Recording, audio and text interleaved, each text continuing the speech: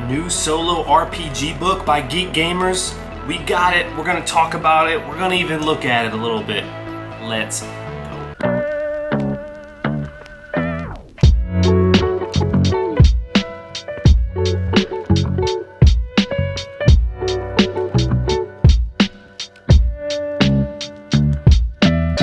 Welcome back to the channel. I am Sacred, and this is the Sacred Art of Gaming, where we enjoy talking about tabletop gaming with an emphasis on other people's products. Like today. Today we're going over Geek Gamers Solo Geek by Deborah. There's some good stuff in here, so let's get right into it. What I want to do mainly, other than just doing like a flip through, because I don't want to give away the whole product. I mean, she just released the damn thing, and it is very reasonably priced, so I do implore you, if you are interested, feel free to go pick it up. There is a soft cover and hardcover version. There are a few things that I do want to show you because I think it's important to know the feel of a book. That was something that I didn't actually have going into the book. But I was willing to take that leap just having her previous stuff. So here we have the contents. As you can see, dungeons and other places is a majority of the book here. And this is going to be like the list of tables, more or less. And then here are all of the tables that are in here. So as you can see, there's some good stuff. We've got literary dungeons. That's a big chunk of it. I'll be honest, I don't love that right now. Maybe it'll grow on me later, but for the most part, I kind of want like an answer immediately and then move on. So I'm gonna kind of skip over that. I'll show it to you, but just so you can get a feel. But for me personally, right now, that's not my jam. But yeah, we'll kind of go through an example of each one of these without giving you every single option. We'll just roll and we'll talk about it. And then here is, so this is page 5. This is a portion that I was discussing regarding the literary table. So the idea here is that you'd roll on the table and then you'd read one of these literary works, and then you would build a dungeon based off of the feel that you get from this. Pretty cool. I just tend to, and I might be in the mood for this, for like maybe a different type of game, but generally speaking, I'm not. And that's a good chunk of the book, because obviously these are pretty big. But what is in the other half of the book is still very dense, so there's still quite a bit here. Next thing I wanted to show you to give you an idea as to like a different portion of the book. She does speak about trinkets quite a bit, and then you can also see the other part of a table here. I believe this is like professions or something. So there are some tables that you can roll on, and then this is an example of something that's just very quick and dirty. You just roll, it looks like a D6, or 2d6, yeah, d6. And then in this one, also a d6, it's a trinket with a little bit of extra stuff on it. And then this is the final page that I wanted to share. This gives you like d6 interrupters, so anytime you want to shake things up, you can always just roll on this table and just breathe some excitement into your solo play. But that's honestly not the reason I'm here on this spread. The reason I'm here is the numerology. The numerology is really cool, and we're just going to show this one example of 0. And the idea is you can roll like a d10, or you can even roll a d20. And on the d20, you could maybe do, say you roll an 18, you would look at the results of the 1 and the 8 and combine them into one coherent idea. So maybe you roll for whatever reason, a d6, a d8, and a d20, and you can make something of that.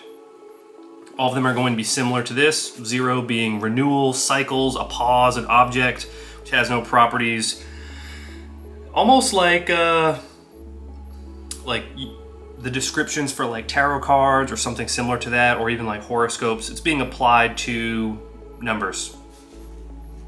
I'm not necessarily like a huge numerology guy, but I love the idea of taking something very abstract like this that has many different meanings, almost like Nordic runes. I feel like is another one where it can take on different meanings, so it's easier for you to plug it and play it into something that makes sense for you. And then this is just a little bit about Geek Gamers and her solo Game Master's Guide. So on the back of the book here, it's a system-neutral gaming supplement to power up your sessions. Includes easy adventure generation ideas, tips for solo character creation, a literary random dungeon table, and other tables about decisions, conflict, events, cities, and more. All from the mind of YouTube's host, Deborah, from the popular solo RPG channel, Geek Gamers. Sweet. And I also love the size. This is something similar to like Knave, that I'd feel good like just throwing this into a small bag and having with me. Now let's roll through some examples, and I will cut the top camera here. Hopefully that was effective in giving you a general feel of the book, because I do think that is kind of important. Certain types of books and the layouts of said books speak to people differently. I know something like Knave, for example, I love that. I love Knave, Shadow Dark, Index Card RPG, whatever that layout is, just really pulls me in. And then there's other more traditional layouts like D&D 5e, Numenera, pretty much any of these books, Wilder Feast, Coyote and Crow, Lancer, for some lesser known ones, all have that dual column situation, but I digress. In the beginning of this, she does bring up an excellent point. Something that I think deep in my soul, I think I maybe knew, but could never really like say it. I couldn't intelligently speak to it. And that is that you can basically start with, and this, how she lays it out is a simple way of remembering the 3 components necessary to start a solo RPG session that won't stall you. You need 3 elements: 1 place, 2 things, and 3 people. And that's genius. It's so simple, but genius. And that's honestly, I love stuff like that. I love things that are succinct and boiled down to its most refined form so that I can easily store it for future games. Now, there's the dungeons and other places. So what we're gonna do in this video is we're going to kind of like build like the intro to a dungeon, I guess we'll say, because I don't want to say we're like building a whole dungeon. We're going to build like the intro to a character, generally speaking, and then also like the intro to an adventure. That's not everything that's in the book. There are like some things that are a little bit more like standard solo RPG stuff that I don't know is necessary to cover. We don't need to cover 100% of the book. So we are going to start with the dungeon entries. So this is a D8. We'll get, as you probably saw, I have plenty of dice around. This is where you would roll on those literary works, but I'm going to use the alternative, which is, I don't want you to think that was like a ding against the book, especially considering she optionally has you roll on this table as another, for someone like me, who doesn't want to read a paragraph in that moment. So we'll roll a D8. 5. The entry relates to a past failure for your PC or party. Find a way to connect the entry to something that happened as a success for your PC or party.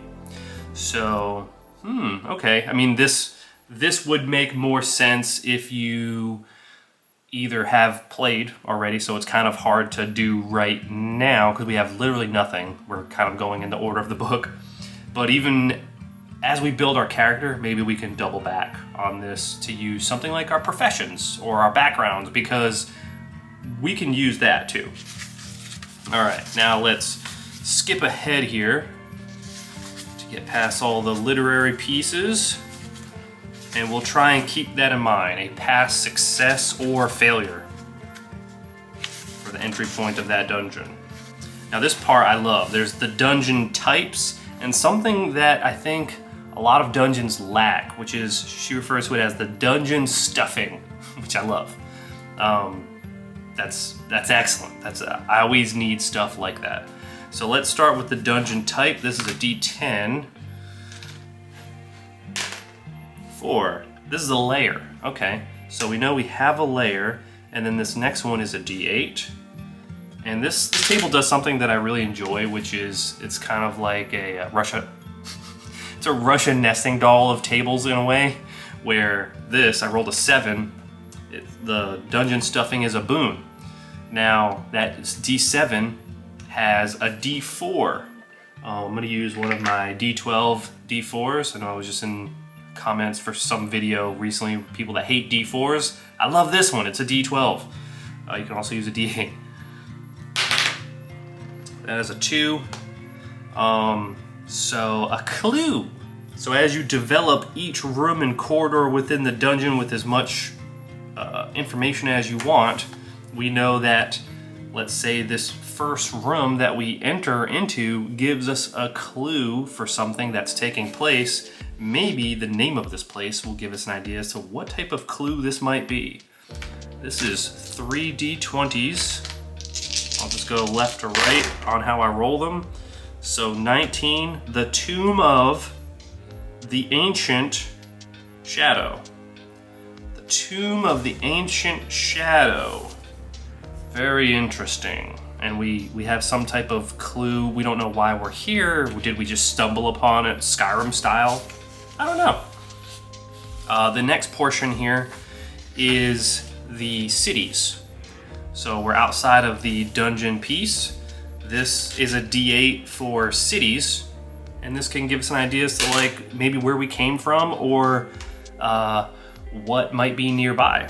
So that's a D7. That's a 7 on the D8. Built in a giant conch. It's conch, right? Built in a giant conch atop a coral reef, this oceanic city resonates with enchanted song. Its buildings are alive, shaped by magic and coral. It appears only during full moons, hidden the rest of the time. That is really cool. That is really cool. And to say the complete opposite that we have in this nearby layer is very interesting, and maybe it's also ocean themed in some way. And then we have our D20 for urban places for this place. So let's get another D20. I guess I can use one of the ones that I already rolled. There's a 12. A poison wall. Very interesting. That kind of goes pretty well, actually. Like, I'm almost picturing like poison wall, we'll say venom. Is it poison or venom that sea anemones have?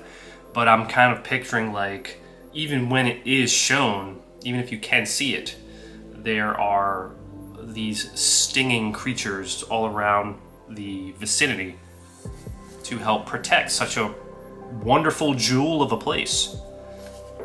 And then, if you need a big event for something that happens while you're there. And this could honestly be, I don't typically solo play like this, but you could use this as just kind of, it almost feels more in line with like journaling, but you could say like, without even rolling stats, you could play just with this. Okay, I found, this is the place that I found. However you want to figure out if you got past the wall or whatever. A big event takes place. 5 and 5, so warring between families. So within this place, there are families that are at war within the city. How do you get involved? Let's jump into character creation. She does give some tips for character creation, which I think are good. I'm just gonna kind of go through them really quickly.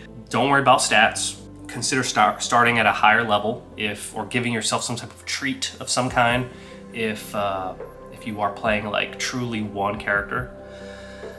Max out derived stats anytime there's like rolling, just do the max. Consider giving yourself some type of hireling or familiar or something to heal, trinkets or family heirlooms, that's definitely one. An epithet, so a descriptive phrase after your name, and past jobs, which we will go through all of those things. So a D8 table. I like the diversity in the types of tables. All right, let's see, what type of epithet does our character have? 54, the unseen. Oh, very interesting with the whole shadow thing. So let's say our character's name is Doug. I have a Melissa and Doug thing, so it's Doug. I just finished Tress and the Emerald Sea, that book, the Dougs. She refers to all of the pirates as Dougs that aren't like characters that are important, but anyways. All right, so the unseen, Doug the Unseen, I love it. All right, and then past jobs. Let's see. 41, map maker. Oh, okay. So a previous success or a failure for the map maker. It's a layer. We know that we're gonna get some type of clue or something. Maybe our map maker made a mistake, and we're just trying to tie things together here a little bit. Giving away, what was this place called? The Unseen Pearl or some shit? The Singing Pearl, our coral reef place that doesn't show up all the time, and even when it does, has a poison wall around it.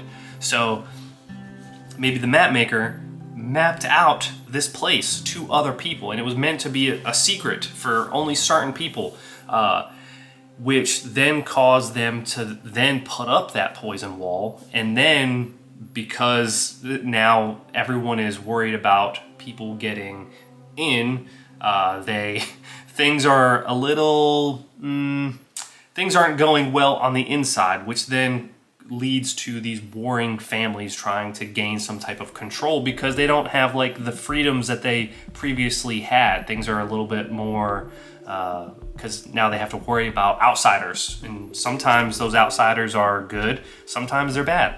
Sometimes they do bad things to good people. Maybe they did good things for bad people, and that resulted in, yeah, you get the idea. It gets a little tricky. Okay. Now our trinkets. This could also be a very interesting one. I love this this trinket table. 22, thorned locket containing the blood of your enemy. Maybe the blood of your enemy, especially this whole like unseen and the shadow thing with this original dungeon that we're going into. Maybe those are tied. Maybe some type of like phylactery situation for that layer.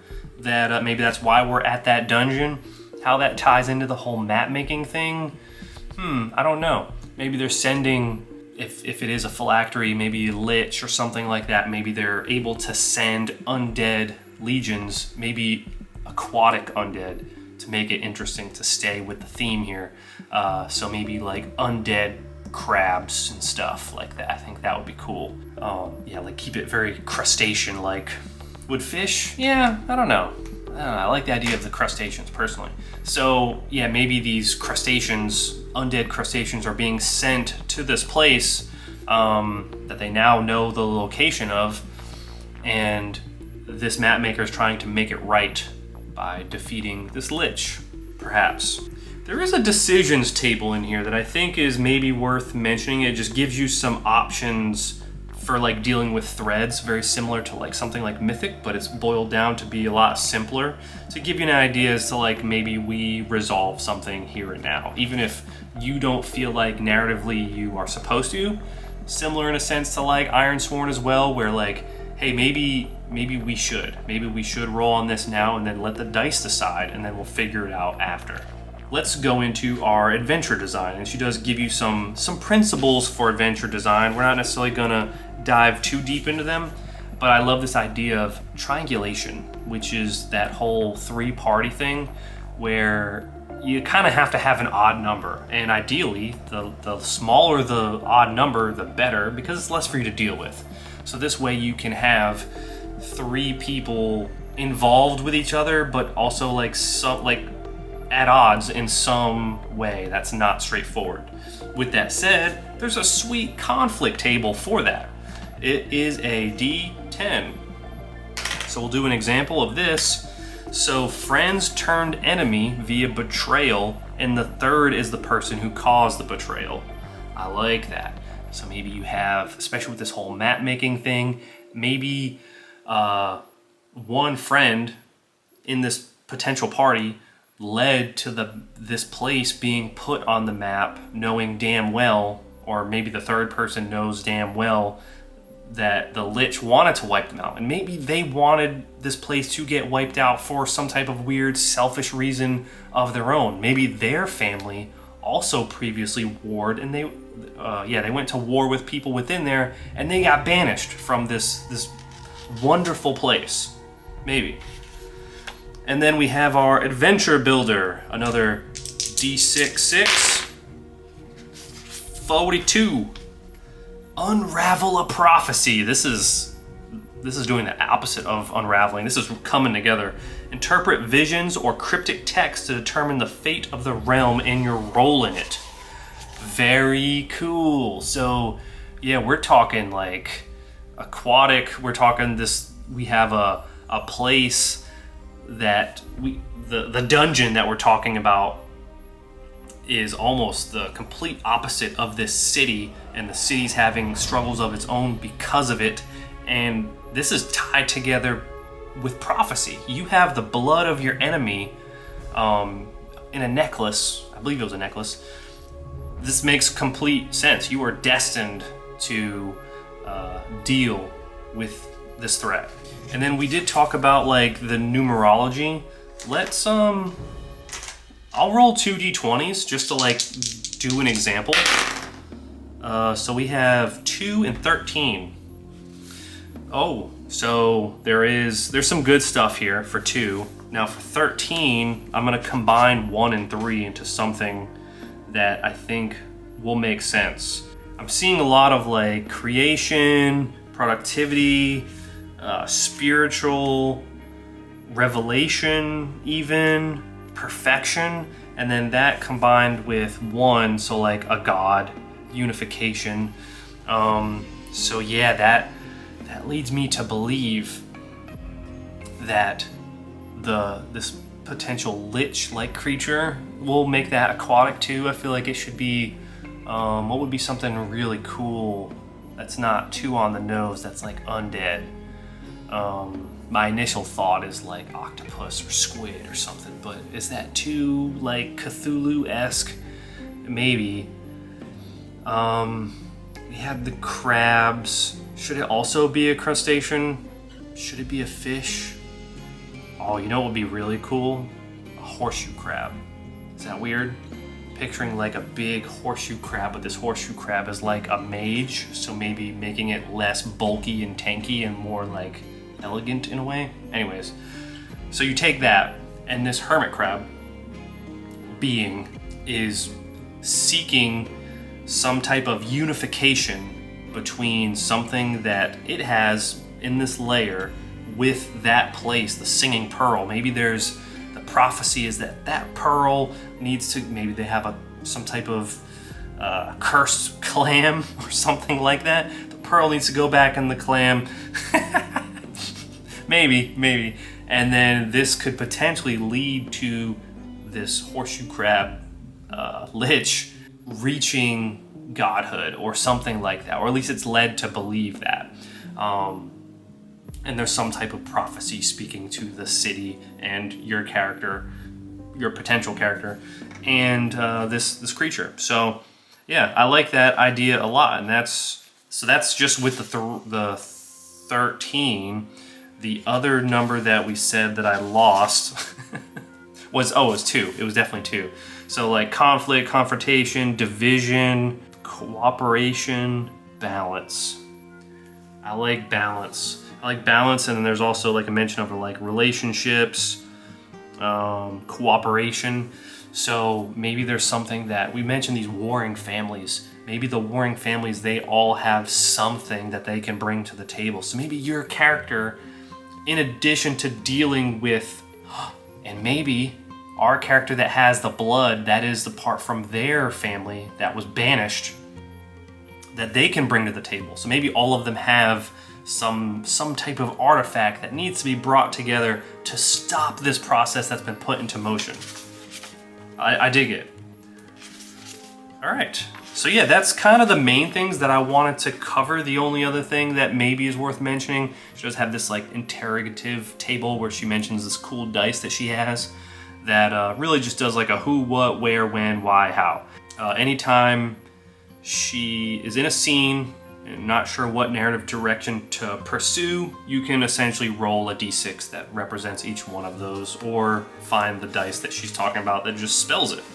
So yeah, that was our little walkthrough of Solo Geek, and we did a fun little adventure, and we did all of that with no stats, which is kind of cool, actually. That's kind of cool.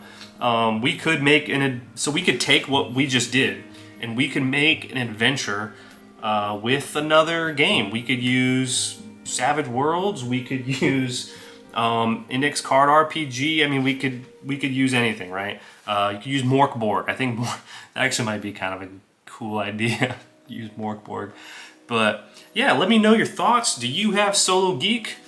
And do you see any other potential neat uses for this cool book?